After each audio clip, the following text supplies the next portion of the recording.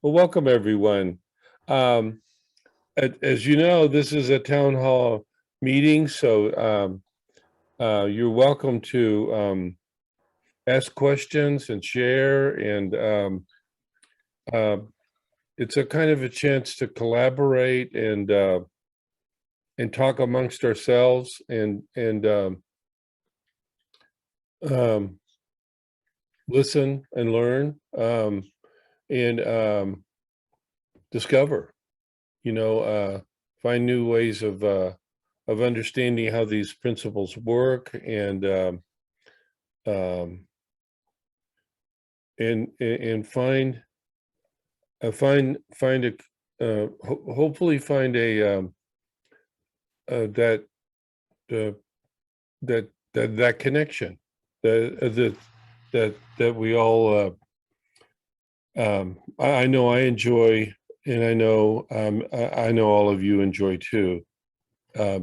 When the distance and the separation disappears, and the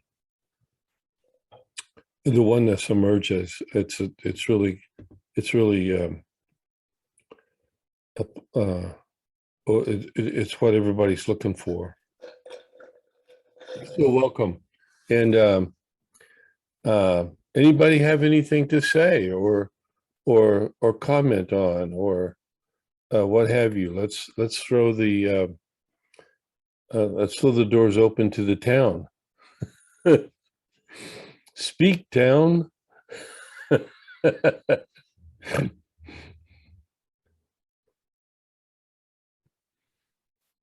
I'll go.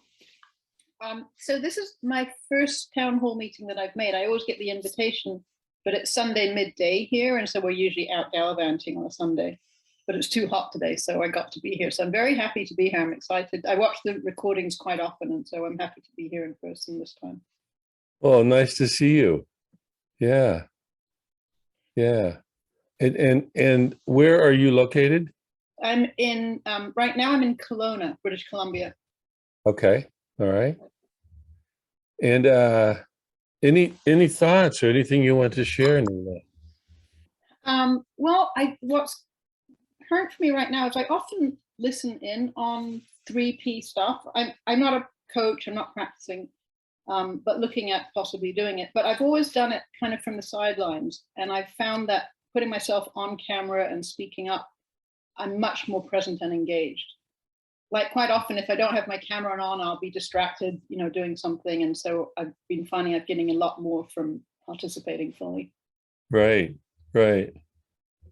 Yeah, sometimes it's when you put yourself out there, you really you can kind of face the uh, for me anyway, and maybe for you too, I don't know, but for me, I sort of have to face the unknown. And uh, when I'm in my known, there's a lot of things to think about and do, but facing the unknown is it's a kind of an emptying challenge, but it's good for me. Like I really I really value that. So I look forward to these chances to to enter the unknown with others. And welcome. Thank you. Who else?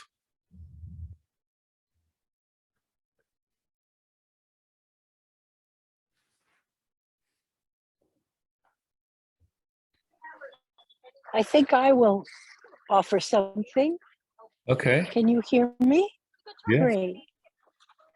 I've been very busy in my life and started a new relationship and got married this year.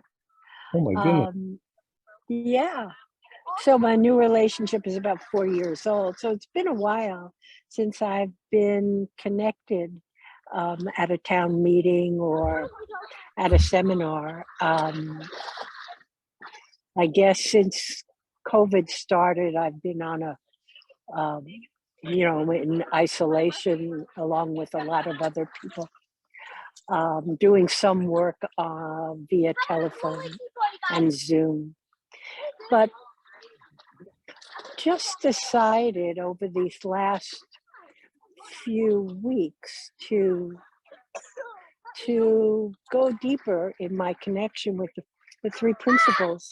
And I just want to offer how beautiful it is to, no matter when or where or for how long a period you don't make it a primary focus, to then bring it back adds such joy,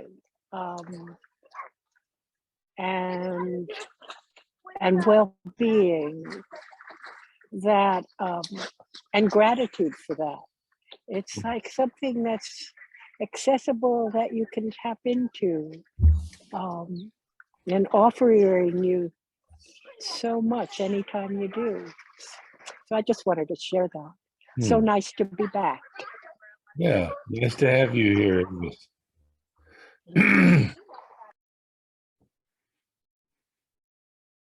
Yeah, what else? I see so many names. I'm getting flashes of experiences with so many different people, and it's a pleasure to have you in my life, and in this in this town hall. Anything else anyone has to share, please feel free, or questions or comments. It's a chance for us to sort of hear from those that are that are in the town. It may be a rather small town here, but it's a close, it's a town of friends.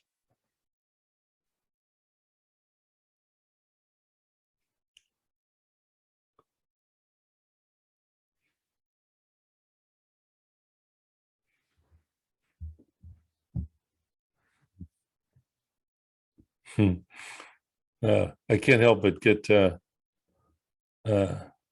touched by the memories of my experiences with each of you. It's been quite a rewarding life for me to meet with people and to talk with them, share with them, reflect with them, and look into this knowledge of the spiritual knowledge, the spiritual nature of this knowledge, and be open to it, and to connect with it, and to connect to it with other people. It really is. It brings a different a dimension to me, and I really I value that. I think that's something I hope to continue to experience and to enjoy. And it removes barriers, doesn't it? Like like there's certain barriers that that people can develop, and certainly I can develop, that are artificial and thoughts, or fears, doubts, but somehow getting together and being together and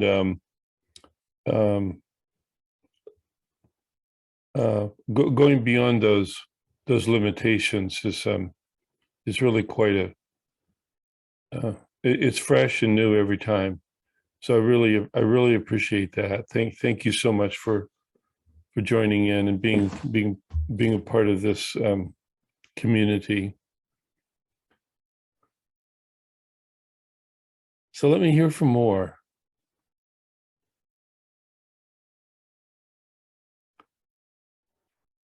Can I say something, Keith?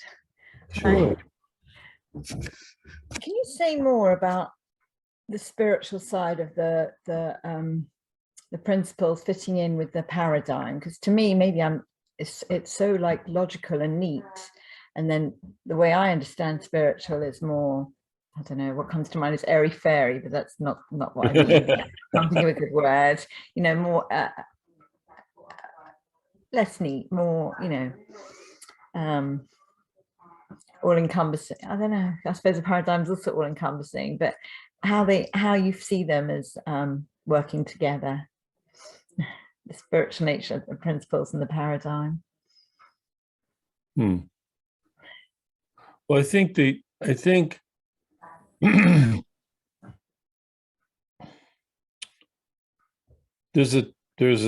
a truth to the wholeness of the form and the formless that is pointed to, recognized in the paradigm and the principles. The principles are a paradigm in that they eliminate a paradigm in a way eliminates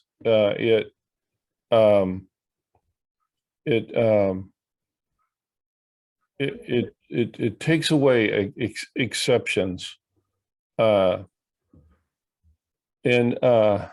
in my mind.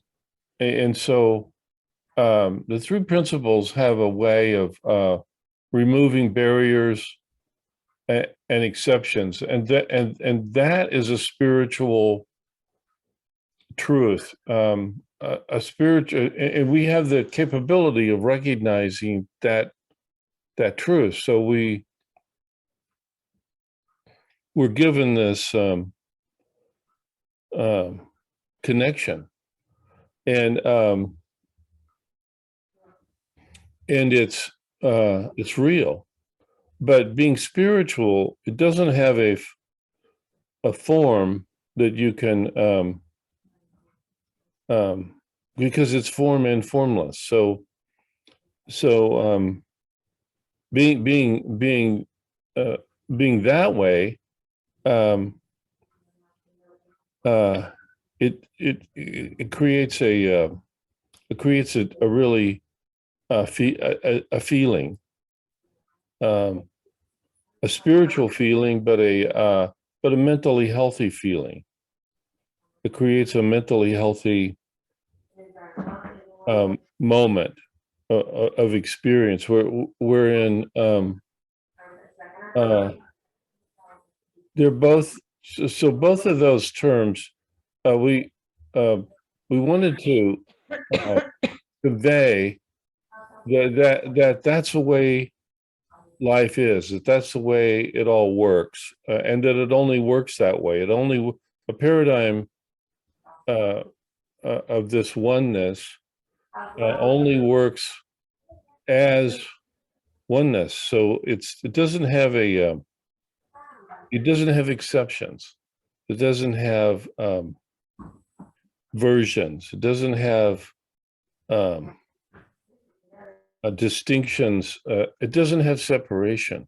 It's not it's inseparable.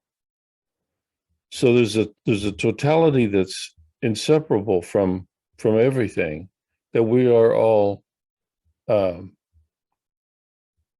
connected to, but it's through the principles that we can really, especially through thought, that we can recognize that inseparability. So we're given this gift of these three principles, which allow us to experience this inseparability, and what a marvelous tool or gift or capability we have to find peace through these gifts, and we're wired for that. We're given that. It recognizes. It allows us to recognize that we're allowed to recognize this oneness, and be and be with it. And every time we touch it or find a piece of it, even it removes separation, or it removes fantasies and thoughts and problems and issues, because all of those are not really once they're included and brought in and seen to be, when you find that you're inseparable, those separate, the illusion of those false separations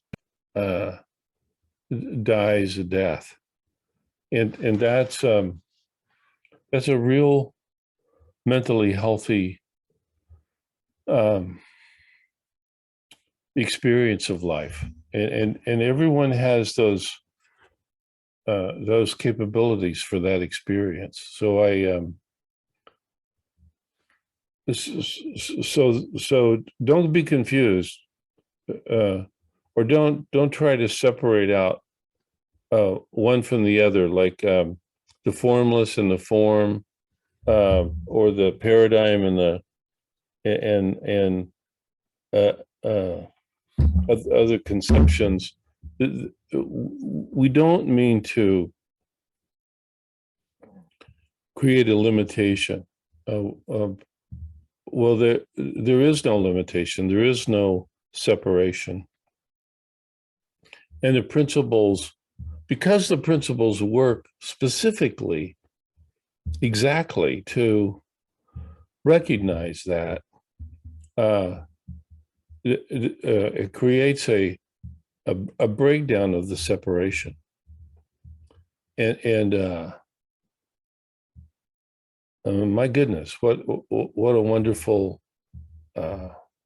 state, or a wonderful condition, a wonderful life. When we touch it again and again and again, we come home to the truth of that, and that's just a marvelous welfare and benefit for all humanity.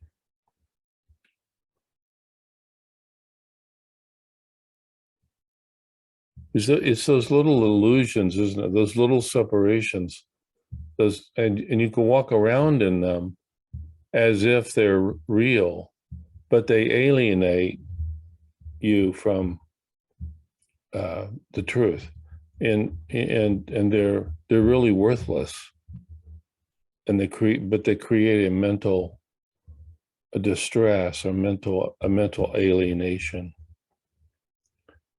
And it's the disappearance of those that's revealed. The truth of the oneness is revealed.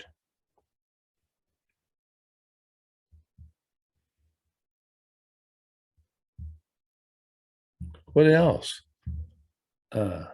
Please step forward.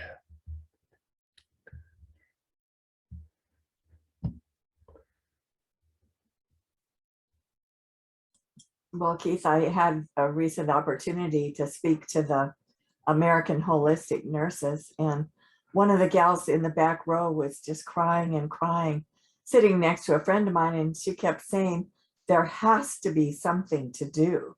There has to be something to do.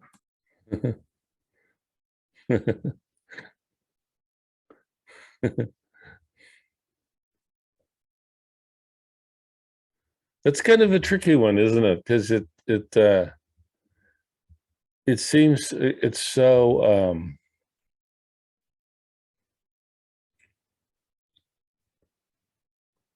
this is such a an ego want of wanting to conquer or overcome or find to change, to gain, to fix, to join. You want to do something, to join something, to get. So it forms that a feeling of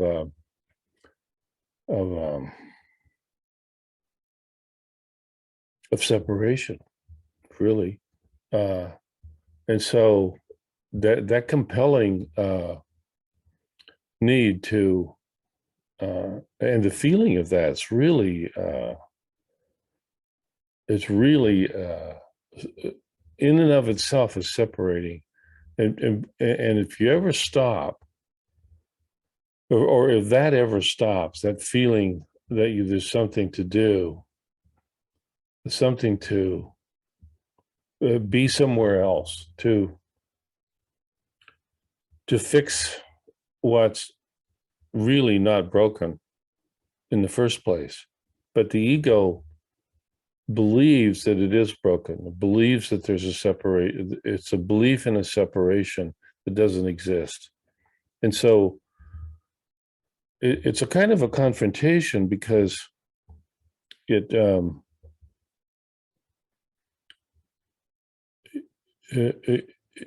you have to stop believing in some in your ego, and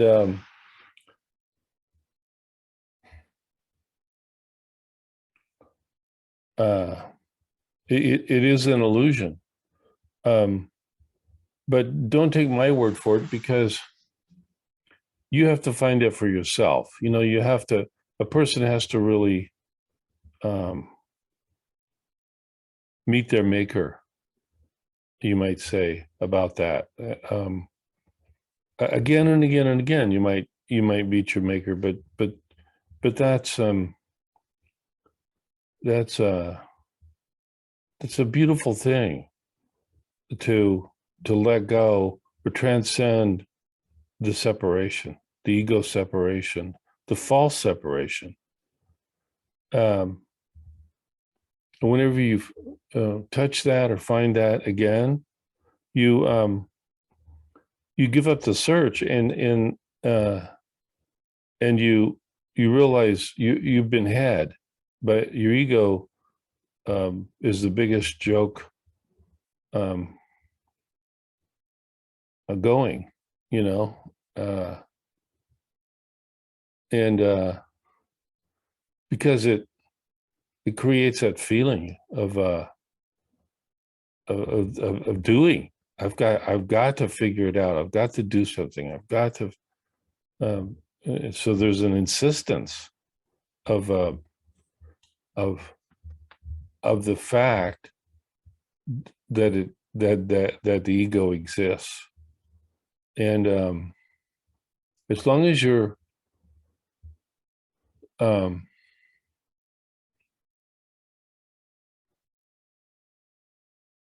believing in that, it's a belief, and the principles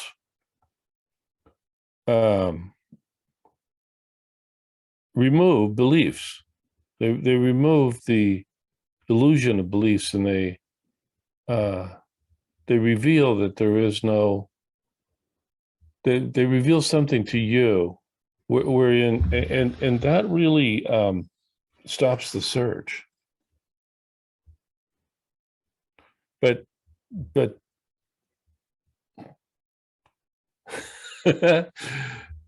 you have to see that for yourself. Like, someone can't remove the search, the illusion of the search for you, because it doesn't exist. What you're thinking you have to do, it only exists in your little mind, the little separation the little separate illusion. And you have to find that for yourself. Like when you do, if you just touch it, you quit searching. And then you you know what happens? You have to laugh. You have to laugh that you've been under this delusion of separation, and it has created such a feeling of such a negative feeling, or such an insecure feeling. You feel so insecure. When that disappears, suddenly, like for me, sometimes it disappears, and I just have to just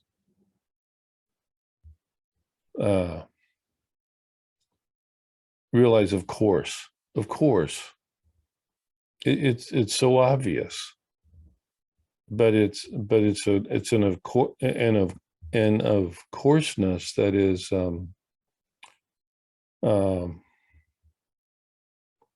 creates harmony. You know, it creates a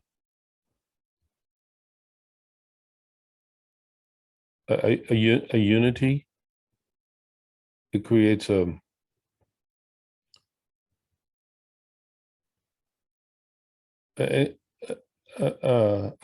kind of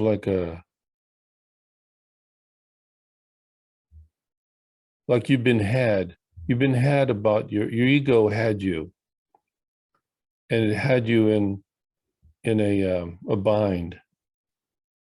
And then when you see the bind for what it was, that it was self-created, you have to laugh at yourself. You have to laugh at it all, in a way. Not in a way, but I mean, you have to laugh at it all. Like, it was so simple that you, the simplicity of it,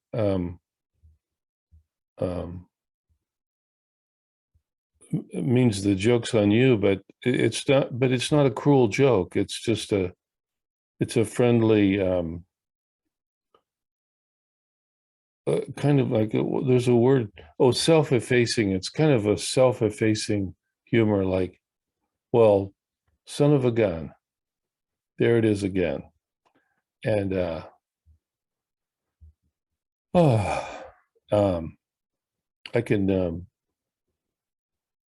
I can just be. But the humor and the good feeling, it always comes with a good feeling, doesn't it? The recognition of the truth is just, it always has to come with a good feeling, because it removes egotism.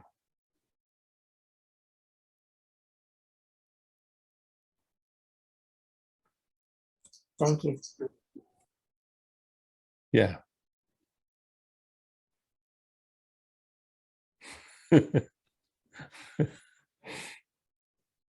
Kate, I think William has something to add. All right. Well, let's see if this adds to it or not. And having said just that, I doubt that these words will add a bit, because what I've noticed is there's an awareness going on.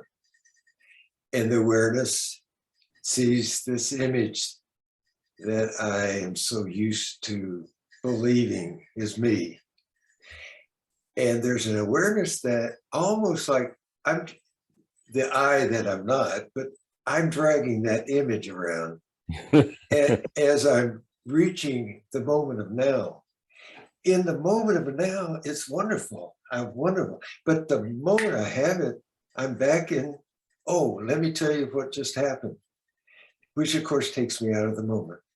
And so it's just that back and forth, that dance. And even now, I'm filled with that.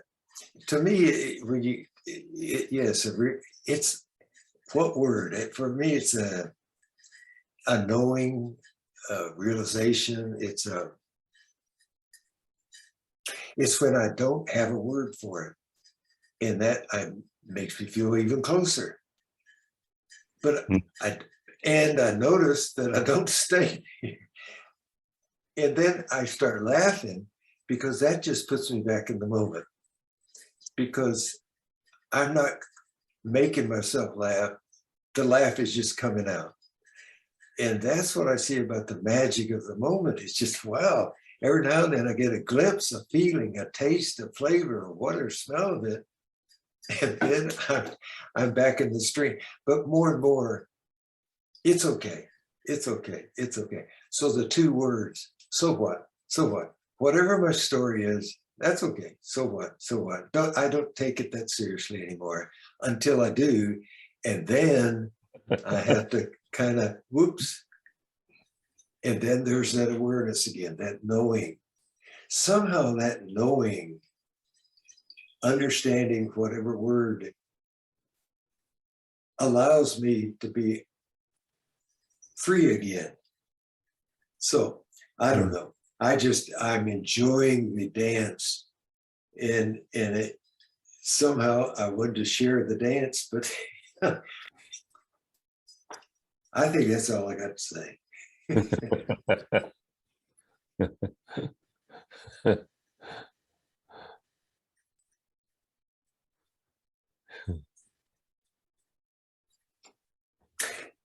See, it's when I wake up or when I'm in the presence of someone else, and when we're both in that space of the moment, wow, now magic starts happening. And that's what I feel. And I just have to appreciate, I just appreciate, I laugh. And then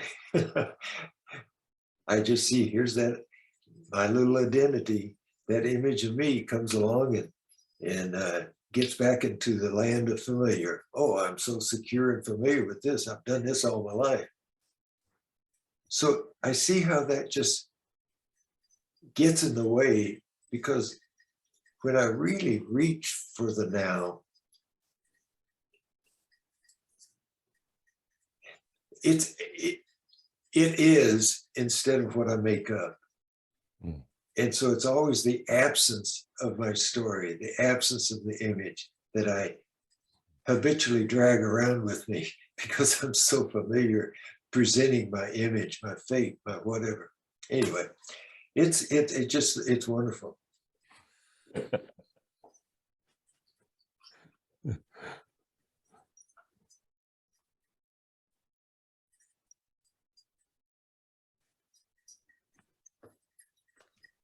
I'm reminded of this. I'm sure many of you have heard this story, but there were two monks and they were going through the forest, and they'd taken a vow to never touch women. And they came to a swollen river, a really swift river. And there was a woman there, and she couldn't get across because it was too dangerous. And so there was an old monk and a young monk, and the old monk picks her up, gets a hold of her really tight, and steps out into the swift water and gets her across to the other side. And the young monk sees this, and he's just completely disappointed and upset. And so the two monks go on their travel, and but the young monk is stewing and fretting about this violation that he's seen, and the past, he's in the past about it. And finally he speaks up and says, that was just an outrage. You've taken these vows to never touch women, and you did, and shame on you, And the old monk says,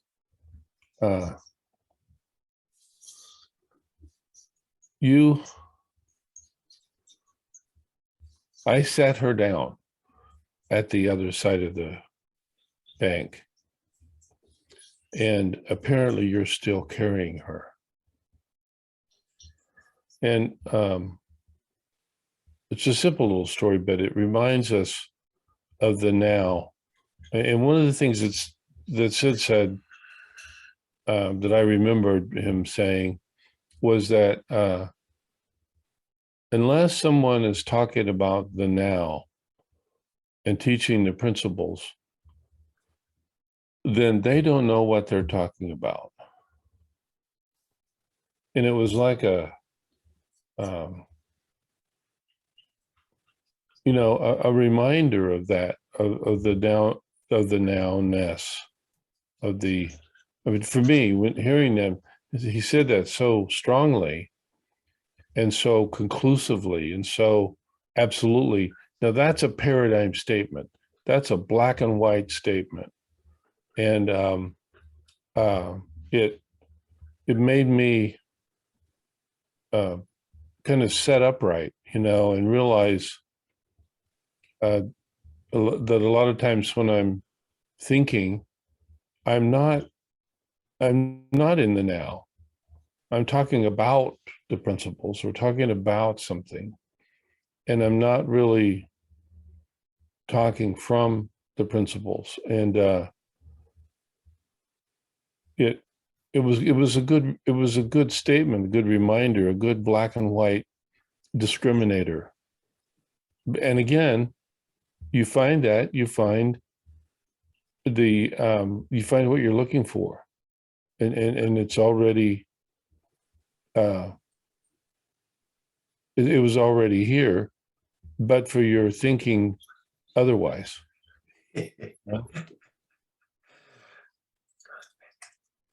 I'm playing catch up in life. I'm after the fact. It's already happened. Now I want to make a story about it. Yeah. And it's perfectly common to do that, but it's not the truth. It's half the truth.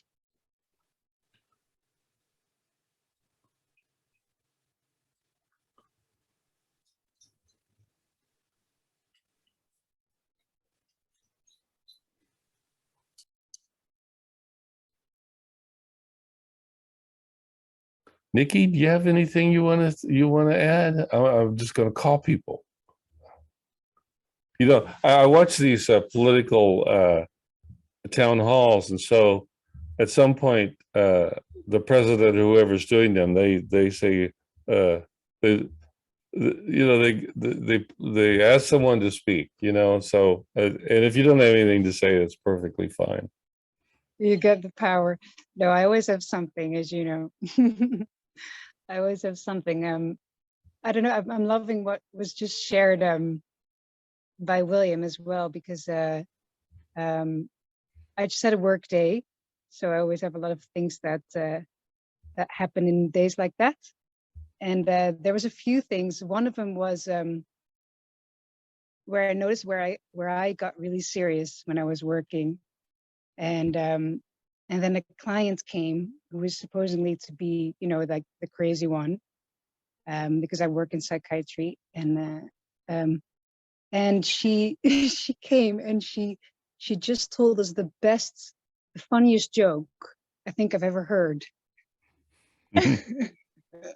I couldn't believe how funny it was, and it completely, like William was just saying, like it completely brought me back to the present moment. So I don't know, the humor thing, that's something that touched me. And another thing, what you said, Keith, about there was one guy there, and he had been there quite a long time in psychiatry, but I got a real kick out of him. He was I thought he came across quite sane, And so I spoke with him. I just had a little conversation with him, just to see where he was at, and it was just interesting to me that that he thought of himself as somebody that has had so many traumas that he, he was broken, Hmm. and we just had a little chat about how that's actually not possible, which is probably the first time he's ever heard anybody say that, Hmm. Hmm. And I think what struck me in that moment was exactly what you said, Keith, that I could see that in that moment, it just wasn't, he wasn't really going to see it. It just went right over his head. And there's nothing that you can really do about that, I think I used to think, if you just say enough or you're clear enough or, then you can kind of get through. But maybe sometimes that's just not going to happen.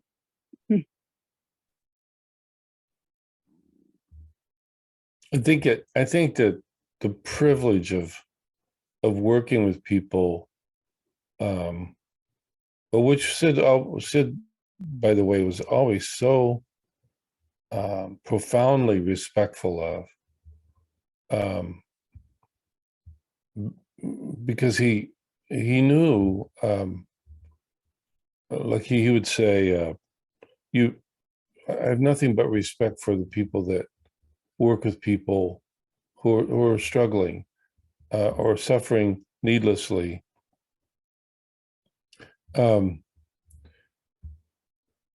Because they're putting themselves in the line of fire for that of that struggle, and but and you said it right there, because you never know, and the thing, the other thing that I learned from Sid, of watching him with people, because I watched him work, I watched him talk to people that were really struggling, and he was always he never saw, he was never prejudicial, never that I could ever see. It was never he saw no separation, and he saw no fruitlessness with talking with someone that was struggling, or he saw no he didn't see himself as better or them as worse. He didn't see themselves as, he saw no separation. Mm. And that really touched me to what, because I hadn't had in my own life, I always had a fondness for that,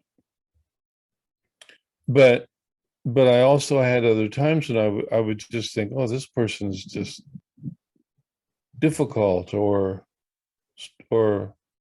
not getting it, or I don't know what to do.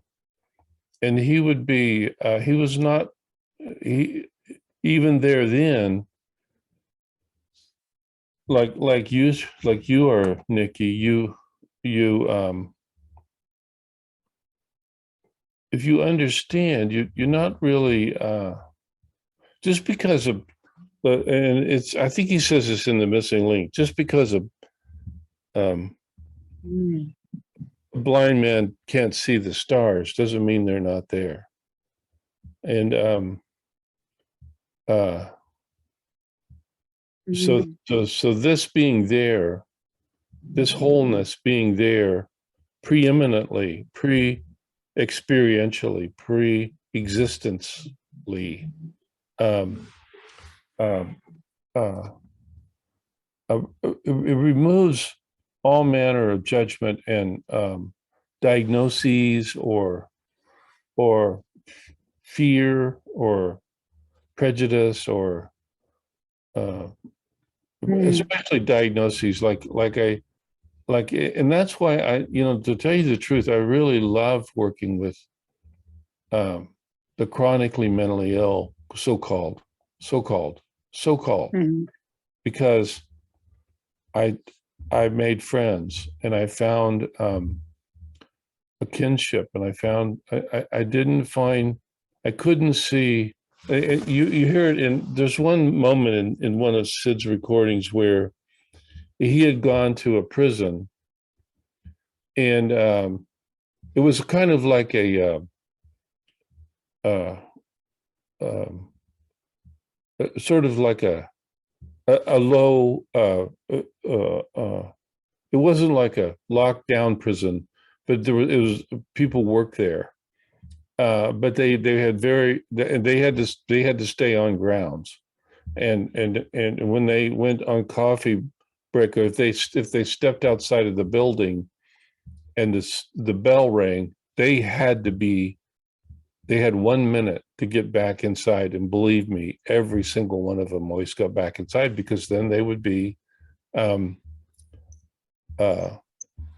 listed as an escapee. So it had that regimented place to it.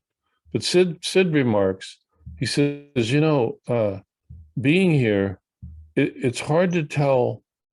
It's hard for me to tell who's staff and who's client. And but he couldn't see it. It was, everybody was the same in his mind. And so it was like he was a beautiful helper that way, and a beautiful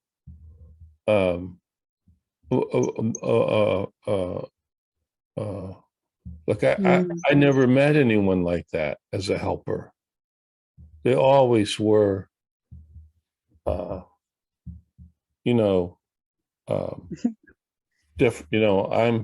the doctor here, you're the patient. That sort of attitude, and he had none of that. And so it gave me a new hope for engaging and being with, and not judging. And I really appreciate that. I really appreciate being able to see such a healer. And it opened up a door for me, even though I often had that for some reason, but it really expanded it for me. I love that.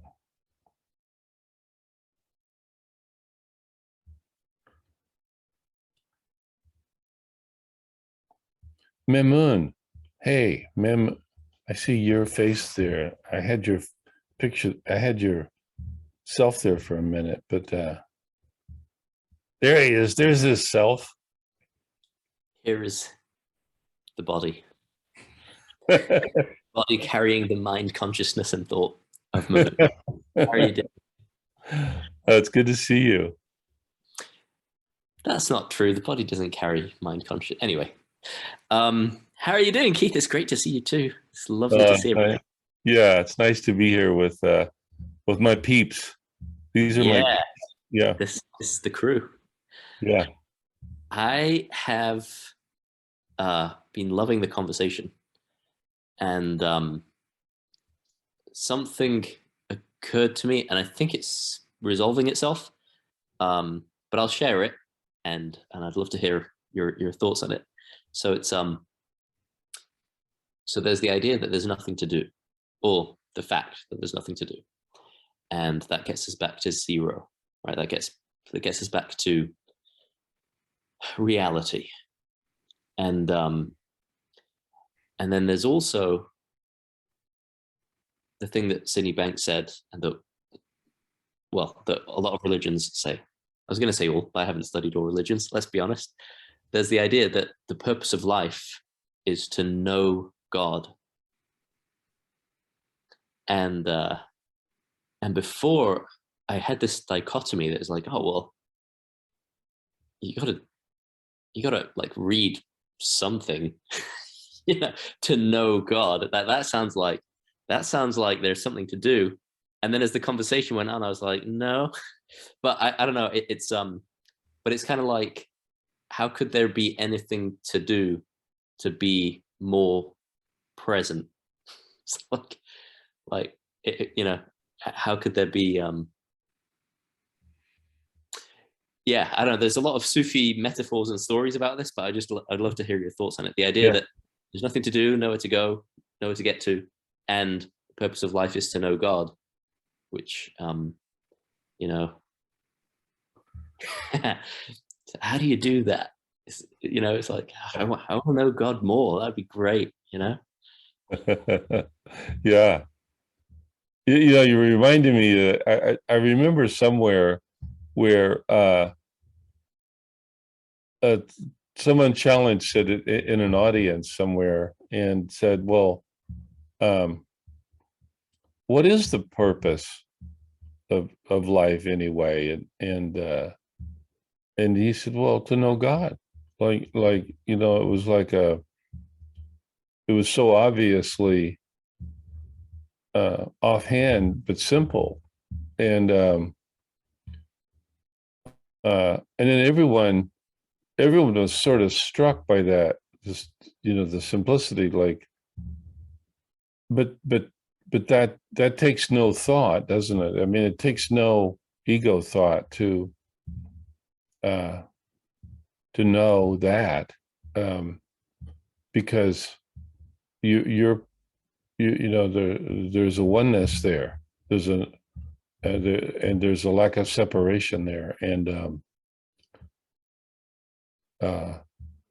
people often, I found, and I'm sure you guys have all attest to this, that you find that kind of feeling oftentimes listening to his recordings and such. Like you can't think separate. It's sort of like very hard to keep doing. It's hard to keep thinking about doing. It's hard to keep your personal identity. Like you can't help but just sort of listen and not think, and then you find what you're looking for, and wow, I mean, that's and just that little flimsy separation of self from it. It keeps this this world in such needless suffering. It's remarkable. And you find needless suffering everywhere you go, don't you? I mean, you find it in boardrooms and friends, and I mean, it's all over the place, but it's, I took some solace with this. I don't know that, I mean, I trust Sid's saying it as in one of these recordings. I think he said it at West Virginia University. He said, and he kind of said this under his breath a little bit. He said, I don't know if I should say this. And then, you know, he said it. He said, this will all be proven to you upon your death, that everyone is automatically enlightened. Everyone. And it I don't know, it did something to kind of put some grand perspective. I hadn't really, I had always had some idea of an afterlife, and wherein there would be something more to learn. Not to say that there might be, but as to what that was, I didn't know, and I was really struck by this personally when my mom was dying. And I saw her fear, her suffering was just, and she'd had a couple of strokes and she was really struggling, and she was so strong, physically strong, but she was absolutely terrified of death.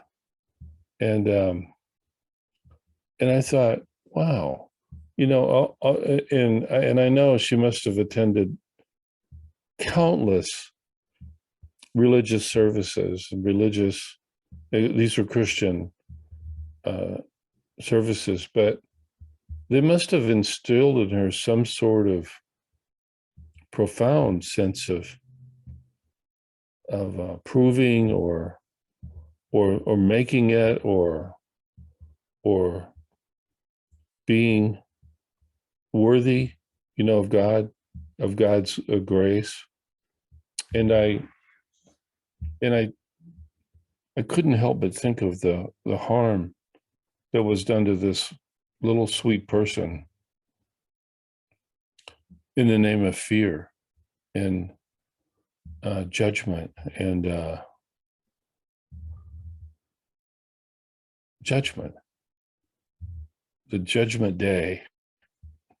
And when Sid said that about enlightenment, it really gave me a enlightenment at death. It gave me a whole, it really helped me. I really found that to be comforting, because I could tell he knew, and he said, when I was enlightened, I completely went through the experience of death. And he said, there's nothing to fear, nothing.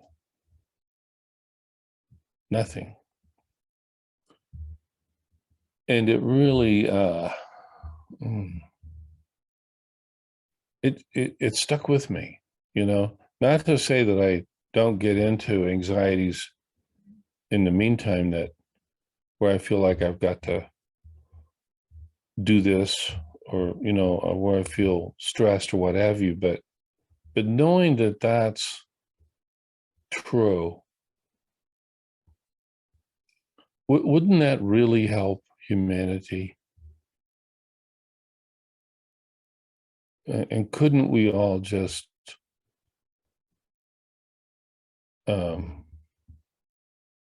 relax and be grateful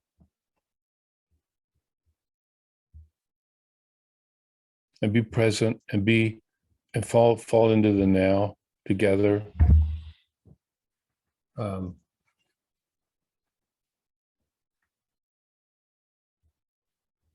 I think that's the promise of the principles.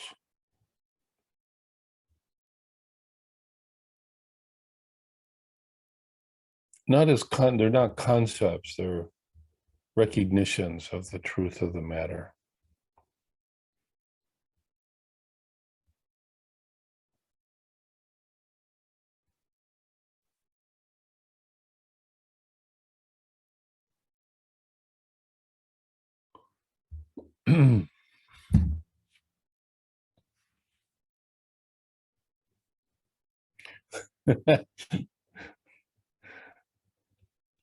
It seems like our town halls are getting shorter and shorter. Maybe they're getting getting deeper. Hi, Razel. I see you there. Hi, dear. How are you? Hi. So nice to see you. Nice to see you. Yeah. Where are you located at present? I'm in Israel. Israel. Okay. I Yes, suspect, but I still live there. I still live here. that's great. Yeah. It's great. Anyone else have a thought or anything that they'd like to share? Georg, Oh, Mr. Gill. Hi, Keith. Hi. Here I am sitting on my white couch for you. Yeah, yeah, the familiar spot. With the I always think of that as Japanese walls behind you, but it surely isn't. But Doji screens are called. Yeah, it is. Yeah. Made by an expert Japanese woodworker. So oh, okay. Well, I wasn't wrong. see, I'm on my couch, but see, my whole apartment is just 4x4 here around this couch. It's not true.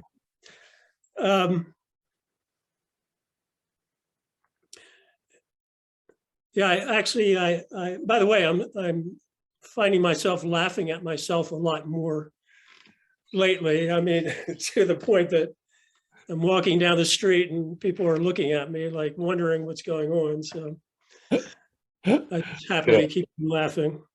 Yeah. But I actually heard a couple of people recently say to me that they were just relevant to what you were just saying. They were God-fearing people, God-fearing people. And I even kind of asked them what they meant by that. They never responded to me, but I'm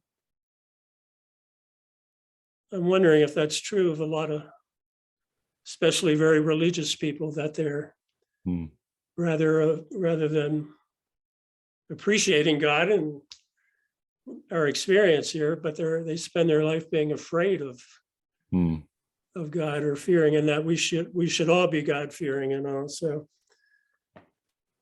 Well, I thought about that too. Like, I mean, I think sometimes people mean, some sort of like God fearing. They may not mean. Sometimes, I mean, I don't really know, but I think sometimes people mean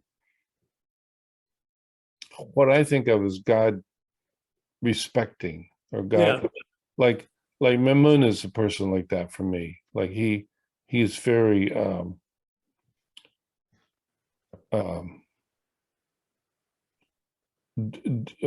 what I would call kind of a discipline. He's disciplined by God, not by his own effort, but by it sort of helps him to.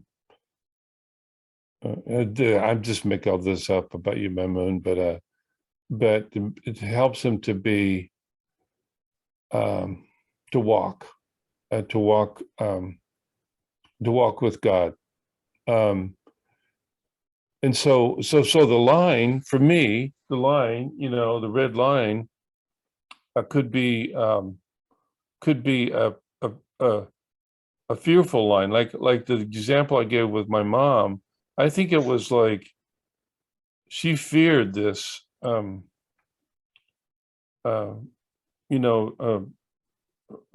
think she did fear God. Fear. She felt profoundly at risk upon her death. I could see it. She struggled mightily to hold on, to not be to be judged and to be worried, to be afraid.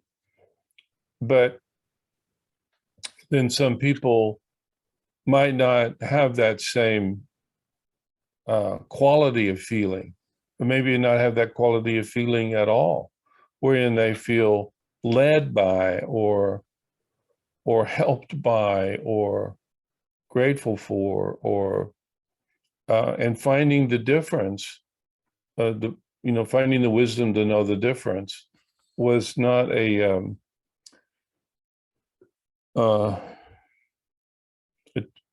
trial or a challenge or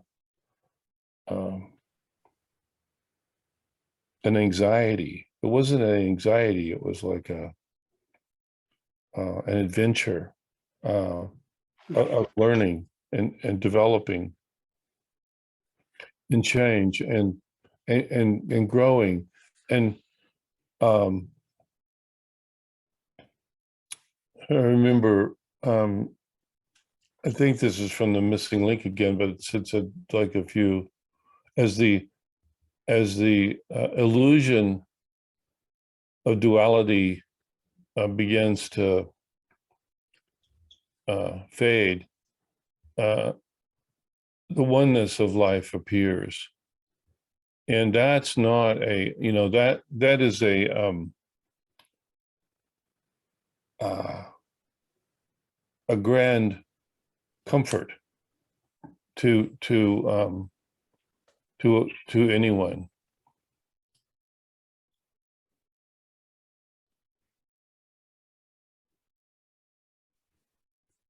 But to your point, Gil, I do think people live, and I have lived with a great deal of suffering, of needless suffering, needless fearful suffering, insecurities, disapprovals, risks, threats, that are like there's an old Irish blessing. I've suffered many terrible things, and most of them have never happened. And I think that's the condition that was the condition of my life before understanding. Understanding kind of removes, doesn't it? It removes fear.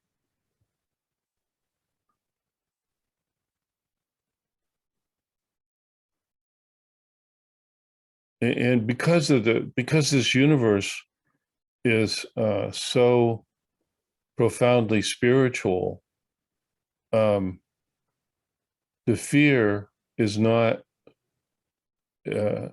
warranted, now you might be face difficulties, and death. We'll all face our own death, but the fear is is an illusion of separation, and it's not possible. So you see people living without fear, and I have a friend of mine who works in hospice, and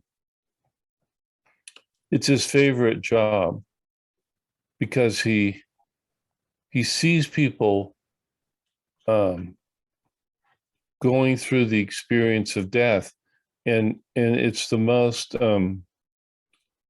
ennobling and comforting and validating and practical, and it's just got so much in it for him. He wouldn't do anything else but be a hospice nurse. Like he's found his niche, and he said, I'll do it till the day I die, because there's so much beauty in my work with people who are going through their death, which is really inspiring. And a lot of people that work in hospice are that way. Have you ever, does anybody know anyone who works in hospice? Yeah. And you'll find them to be like that. I have, which is really interesting. A lot of people would think, oh no, get me as far away from that as possible. I want nothing to do with that. But they see God in their patients. I've been around several hospice workers working with members of my family as they were passing, and it was always very comforting to me to be around them. They had a certain knowing and understanding, I guess, from working with people that were dying so much. It brought great comfort to me also. So, yeah. Yeah. That was true for me too, Gil, especially with my dad. There was this one hospice worker, she was just a riot. She was just absolutely like almost like a stand-up comedian. I mean, everything was funny, and I remember what she was visiting my dad, and they were helping bathing him and such, and her phone rings, and she's got some silly, what was like it, some like her phone ringer was like, it was like some little ditty that somebody's saying, and it was like, I've got a call and you don't, ha ha ha ha ha. I've got a call and you don't, ha ha ha ha ha. And you just couldn't help but crack up. Like, what kind of a phone ringer would that be for a hospice worker? And it cracked us all up. It cracked my dad up. Like she was such a joy, a true joy. She was like I don't know, a spiritual Tinkerbell, just dancing around and having the time of her life.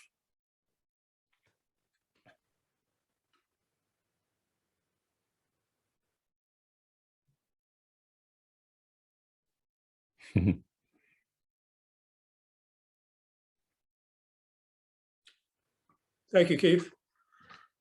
Thank you, Gil. And thank you, everybody. Again. Thank you so much, Keith. Yeah. Well, should we draw to a close here? And thank you for your for who you are in your spiritual journeys and travels and learnings. This is a wonderful part of my life, being together with you all, and I'm going to go share it with Valda now too, and I'm sure it'll make her smile. So thank you, and have a wonderful time. Send my love to Valda. Thank you. All right. Thank you. All right. Thank you, Keith. Everybody. Bye-bye.